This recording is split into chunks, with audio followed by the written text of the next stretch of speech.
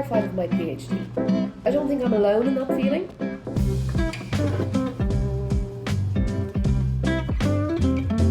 I suppose I feel more terrified than usual at the moment because I took a break in the summer. I had some mental health illness bits that I wanted to prioritise and recover from. Then we moved to New York, and now I feel much better mentally and physically, and I also feel settled here now, so I've been trying to get back into my research. But it's just going so darn slow.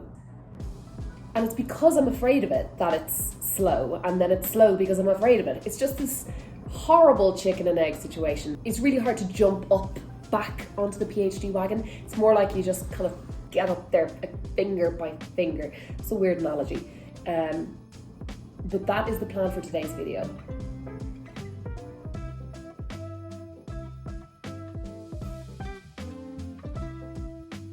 I have 4 or 5 pieces of advice or practices that I've shared on this channel before that you're probably already aware of, but it's important to reiterate these things because the PhD is a marathon, it's not a sprint, and it's good to come back, reflect upon what you could possibly do to make yourself more engaged and more efficient with your work.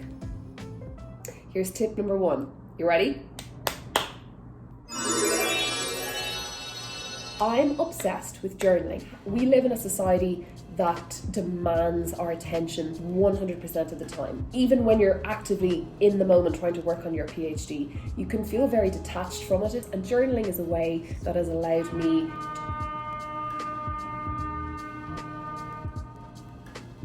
Are you quite done? That has allowed me to really just stay in it and stay mindful and stay present in my research. I'm going to show you a reflective template that I have in Notion that I'm endeavouring to do every single day, and it just allows me to build a small habit, check in with myself in the morning every day, and all of those things that I've just said. Centre myself in my own research, that's, So this is my lovely PhD page, if I do say so myself, and it is in my daily log that I have this template. I will go to a new entry. I'll put the date 2021, and all of my entries will then be organised by date, or newest to oldest I should say, and then this is my template. And basically what I use this for is to consider different parts of my research. What have I been doing? What have I been thinking about? What have I been writing about? And then usually in this section here, I'll talk about, my larger picture and my smaller picture, what I need to do this month, or what I need to do this week, or what I need to do this day. And then at the end of the day, I will reflect on how today went, what could have gone better, and what do I need to do tomorrow.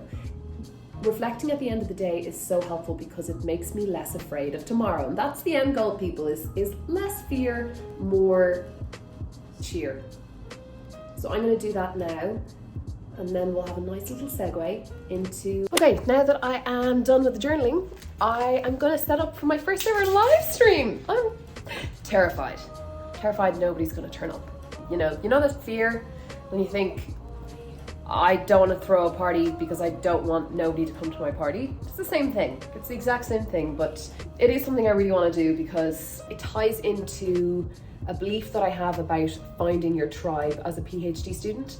I had the most brilliant group of students in my college last year who every week would set up a virtual writing group for 2 hours on a Tuesday morning, and it was so nice not only to meet other people in my college during the pandemic, but to have a kind of just a study group. I'd never really had one before. And you really do 100% work more efficiently or get more work done when there's other people around you. So even though I am terrified nobody's going to turn up to this virtual study session, I'm going to plow on because I know I will benefit from it so much if there's even just 1 or 2 other people there. So yeah, gotta set it up.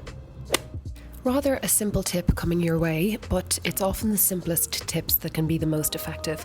And that is, when you do sit down to study, make a plan. I'm notorious for not making a plan, so 3 simple things I like to do before I sit down at the moment is decide what I'm going to study, how long I'm going to study for, and then how I'm going to study. So am I going to use Pomodoro, or am I just going to knuckle down for 2 straight hours of deep work? I would highly recommend planning a little bit ahead in order to make your study session as effective as possible. Oh, that was so nice. It's so nice to have other people to study with when you're all by yourself all bloody day. I'm tired. God, why are we always tired? It's this sitting. I don't understand it. So I'm gonna go get myself, I think I need to get Botox again.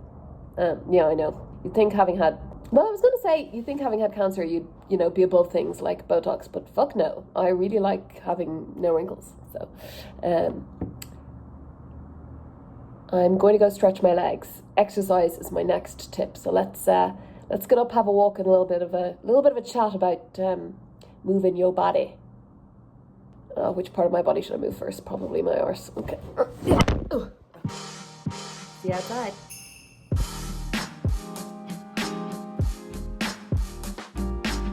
I have recently been committing to going to the gym or going for a walk every single day while I'm working on my PhD. It's not related to aesthetics, ironically, because I spent a lot of my 20s associating exercise wrongly with just, achieving aesthetic or appearance goals. But rather I use it as a deliberate tool in my arsenal at the moment in terms of managing my mental health and my confidence as a PhD student. I could have had the worst day ever. My analyses mightn't have been going well. I might have felt sluggish and not got as much reading done as I wanted to do. But if I get myself to the gym and I switch my brain off for an hour and I concentrate on feeling strong and putting my body through a different sort of a challenge, I always emerge feeling better. I just think you never ever regret a workout. You never think, I wish I didn't go to the gym. And as PhD students, with all of the ups and downs we experience on a daily and weekly basis, knowing that you can rely on exercise as a tool to radically shift your mindset when you are feeling low or stressed is something that we absolutely should take advantage of as much as we can. This week in particular, I didn't have the energy to go to the gym, but I did want to experience those endorphins and that feeling of being reset.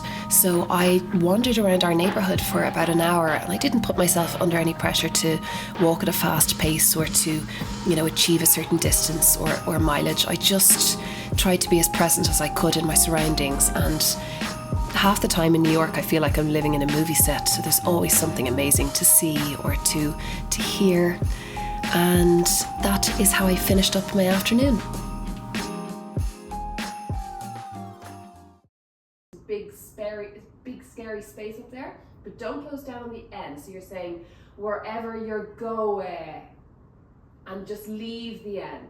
Where you're going. Good. And that prevents you from shutting off from cutting off the air. Alrighty. What time are we coming up to? Okay, it's coming up to dinner time, primarily, in and around 6 o'clock. And you know what? All in all, it hasn't been a bad day. I'm really amazed at how much work I got done in that live stream study session. So I'm definitely going to find others to follow and check in with their live study streams. So I think Kaylin over at Redhead Academic has been doing a few, so I might see if she's got any lined up. I'm gonna finish the vlog up here because I also need to edit it and I want to get it up for tomorrow. So if you're still here listening to me ramble on, or if you tuned in for the live stream earlier, thank you so much. I really enjoyed it. It's just nice. It's just nice to chat to people with tea and biscuits and do a little bit of work. As I continue to get, bone by bone back up on that PhD wagon, I've realized that it just takes so much longer than you think it does. So don't beat yourself up if you're in a similar position and you're also finding it hard to build back up your academic muscle. Ugh, Don't break the furniture, Holly. You just have to keep doing little bits every day. That's what I'm telling myself, and I'm trying to be kind to myself. I think a lot of us doing post-grad work or research are very quick to beat ourselves up about it if it's not going the way we'd like it to go, because at the end of the day, it is largely on us to get that work done. We don't have somebody breathing down our neck to get it finished. So, you know, our reflex is to criticize, and I'm actually trying to unexercise that muscle. So yeah, love you all so much. Thank you so much for watching. I really appreciate all the support shown in this PhD virtual community. So until I see you next week, take care of yourself, be kind to yourself, and see ya.